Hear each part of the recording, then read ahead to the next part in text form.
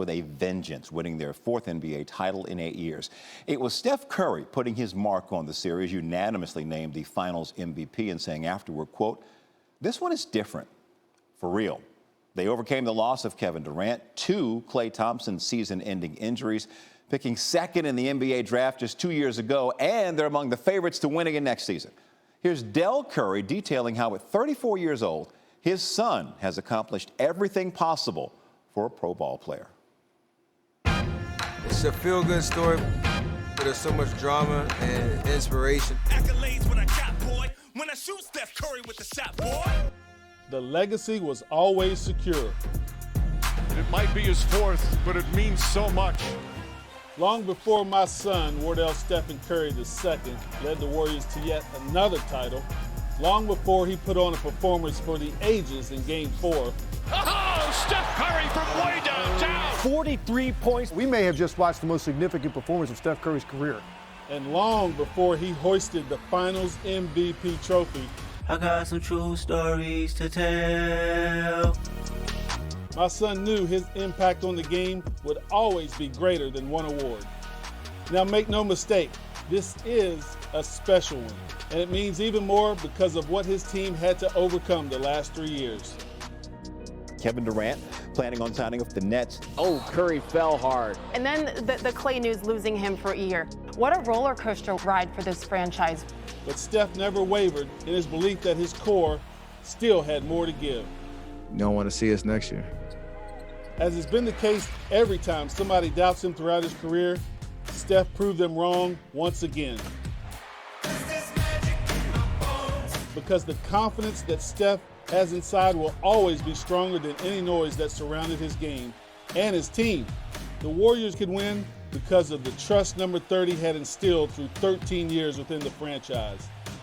At 34 years old, that resilience has never been more apparent. Hasn't everyone already learned their lesson by now? 4 titles, the all-time three-point record, 2 regular season MVPs, and a Finals MVP. What are they gonna say now? Any more questions? No more questions, Del Curry. No more questions. This offseason is a big one for the Dubs dynasty. They're expected to be nearly $50 million over the cap next season. They have major decisions to make on both Jordan Poole and Andrew Wiggins. Other available assets include youth on the roster in James Wiseman, Jonathan Kuminga, Moses Moody, and the 28th pick in this year's draft. Brian? All right, Tim Legler, he's back with us. Okay, let's talk about the defending champions. What do you think should be the Warriors' biggest offseason priority?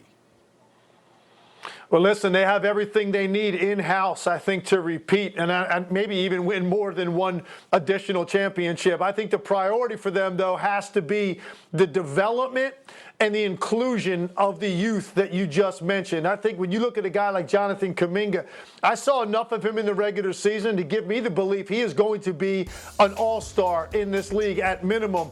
I didn't see enough of James Wiseman, obviously, didn't play this year. Moses Moody as well, but both of those guys, but that infusion of youth into this already established veteran rotation, I think is exactly what the Warriors need. But here's the thing. It can't just be in the regular season. I think these are guys that have to be now incorporated into the rotation on a level that you can now trust them through an additional playoff run, because I think they need the fresh legs. They need the additional talent. You saw some of the decisions they've got to make on Wiggins and Poole. I can't see Wiggins going anywhere. He is too valuable to this team. Second best player in the NBA Finals for that team, both ends of the floor. And then Jordan Poole emerged this year as a big-time scorer. Those guys are hard to find. So I know it's not my check to write, but they got to figure out a way to keep those guys and then develop this young talent you have, and now you're going to have a great mixture of a veteran core of champions in addition to the young legs and enthusiasm and energy that some of these young guys can give you. Yeah, it's a really good point. You know, earlier in this show, you said Memphis and Phoenix need to be active this offseason. You also talked about how Dallas went and got Christian Wood. So based out of all of that, which team, in your estimation, poses the biggest threat to the Warriors next season? I'm going to say the Milwaukee Bucks, and I know the West is going to be a juggernaut. We didn't even mention Denver and the Clippers getting their guys back. So the West is going to be no joke next year for sure. But I look at the Bucks, and I say, hey, listen, if Chris Middleton doesn't go down this year, very good chance the Milwaukee Bucks are playing in the NBA Finals and not the Boston Celtics. So when you look at the drive of a Giannis Antetokounmpo, this is a guy that's obsessed with not just being a great player, an MVP, or a champion. He wants to be one of the greatest to ever do it. He knows he needs to continue to add some jewelry to his resume. So I think he is going to be in the gym even harder than he's been in the past, continue to develop his game. And now you get a guy like Chris Middleton back into the fold, healthy for an additional year. I think they do need some tweaks to the rest of the rotation and their depth. But just Giannis alone and his obsessive drive and getting a healthy Chris Middleton, I think the Bucks are the team you would look at and say is the biggest challenge. Yeah, that's a really good point, Tim. By the way, during this Steph Curry tenure, the Warriors, when they've made the finals, they've returned the following season. So it's like the Richards just keep getting rich there in Golden State. Tim Legler with us on SportsCenter. Thank you. Listen, the season may have just ended, but there is a lot to keep up with, and we begin with the Warriors. Fresh off their 4th title in 8 seasons, Golden State Championship Parade will take place today in downtown San Francisco. Then you've got the 2022 NBA Draft. It'll take place Thursday, 8 Eastern, ABC, ESPN. This year's class headlined by the consensus top 3 players: Auburn, Jabari Smith Jr., Gonzaga's Chet Holmgren, and Duke's Paolo Banchero. And a week later, free agent negotiations can begin with the new league year starting on July 1st. Some of the bigger targets on the market include the former #1 pick, DeAndre Ayton, and Zach LaVine. It's Monday. That means it's leg day. NBA analyst, my NBA radio partner, Tim Legler, joins us. So, all right, Legs, which teams you think need to add someone, let's say, special to get them over the top? Well, listen, first of all, let's be clear. Very few teams have any cap space, and the ones that do are not exactly contenders. So bigger picture for me is what teams that are close, I think, don't have enough. And I'm going to go to the top of the West. I'm going to look at the Suns. I'm going to look at the Grizzlies. I'm going to look at both of these teams. Start with Phoenix. I think, obviously, they're going to have a situation here with DeAndre Ayton, and that's going to have to play itself out in determining what style they want to play. Do they need to figure out a different direction in the middle? But I just think, in general, they're not deep enough. And Chris Paul's a big part of that. To expect him, I think, with what he's gone through the last couple of years, to be his best all the way through 4 rounds of the postseason is very difficult for a guy this age. And you saw him, break down a little bit physically and not play his best when they needed him.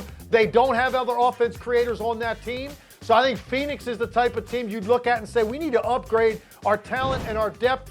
Same thing with Memphis. I know Ja Morant is their superstar, and he had injuries, obviously, that derailed the end of his season. But aside from Ja Morant, do they have enough? When you look at a guy like Desmond Bane, who was their second leading scorer, 3 of the first 4 games in that Golden State series, he was held to single digits. This is a guy you're supposed to be able to count on as option 1A. I don't know if that's enough depth for that team either, particularly when you look at the fact that Denver's going to get better. The Clippers are going to be getting Kawhi Leonard back. So the West continues to get better. Dallas just added Christian Wood, and the Golden State Warriors are the champions. So it is a tough road out there, Brian. And I look at Phoenix and Memphis, best 2 records in the Western Conference. Neither team enough to get it across the finish line. I think both of them need to upgrade. Yeah, it'll be interesting to see what the front office in Memphis, if they're going to be active this offseason. Their Twitter fingers have been active, it seems like, this offseason already, going at Golden State. Meanwhile, you've got Kyrie Irving and James Harden. They have until June 29 to decide whether they're going to opt in or out of their player options for next season. How do you think each player should approach their decision, considering Kyrie and the Nets haven't come together on his future yet in Brooklyn? Let's start with Kyrie. I think both guys opt in, and I think I look at their situations and I say, okay, there's so much more that they need to do in their current situations. And both of those guys, I think, would be able to go to an excuse for this season. In the case of Kyrie Irving, obviously, it was the vaccine mandate, and it kept him out most of the season, and it was just a little too much to overcome. Thinking he finally was able to clear late in the year, and he just didn't have the type of rhythm or consistency. I don't think the roster was good enough either, but he really almost takes that as a throwaway year, and now he has an opportunity to try to accomplish his mission with Kevin Durant and winning a championship in Brooklyn. I say the same thing about James Harden. He got there at the trading deadline.